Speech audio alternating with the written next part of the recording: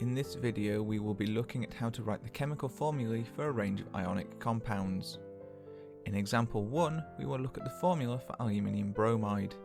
The first step is to write down the symbols for your ions, in this case Al for the aluminium ion and Br for the bromide ion.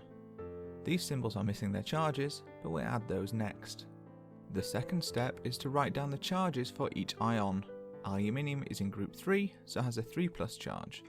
Bromine is in group 7, so the bromide ion has a minus charge. The third step is to work out the quantity of each ion we need.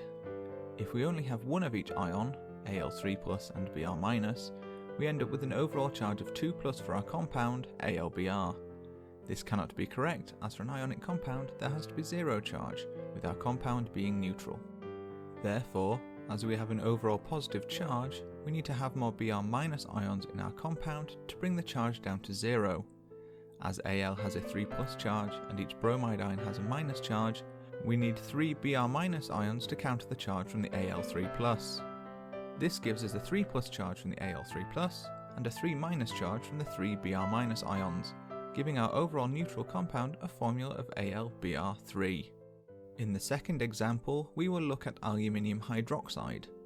We again start by writing down the symbols for our ions without their charges, Al for the aluminium ion and OH for the hydroxide ion.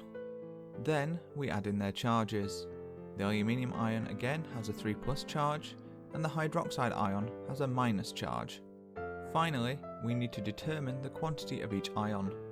As for the aluminium bromide case, if we only have one of each ion, we have an overall charge of 2+, which is incorrect as the compound is not neutral.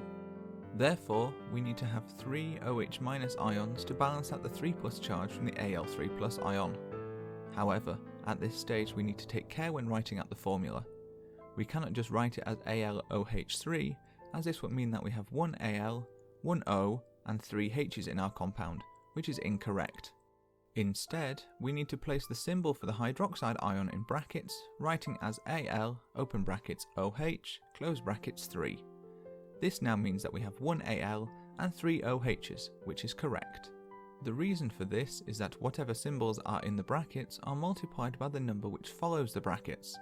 Therefore, brackets OH close brackets 3 means that we have 3 O's and 3 H's in total in our compound. This applies to any compound formula where you have more than one of a complex ion. In our final example, we will look at aluminium oxide. We start by writing down the symbols of the ions, aluminium Al and oxide O without their charges. Then add in the charges. The aluminium ion has a 3+ charge and the oxide ion has a 2- charge.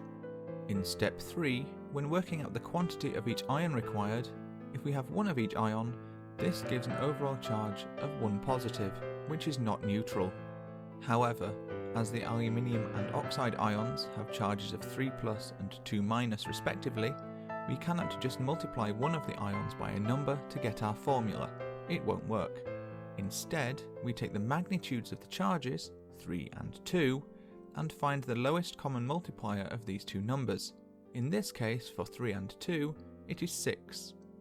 Therefore, we need to find quantities for the Al3+ and O2- ions which will give positive and negative charges of magnitude 6 to allow them to cancel out. Therefore, we need to have 2 Al3+ ions and 3 O2- ions, giving us a final formula of Al2O3.